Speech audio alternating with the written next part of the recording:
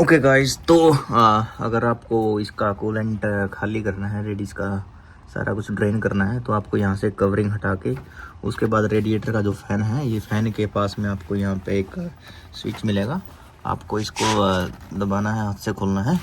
ये थोड़ा टाइट हो सकता है, तो इसके लिए आप मेक श्योर कि प्लायर यूज़ करें।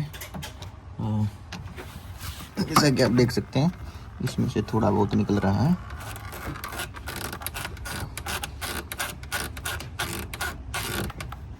काफ़ी टाइट है, इसलिए इसमें थोड़ा टाइम लग रहा है।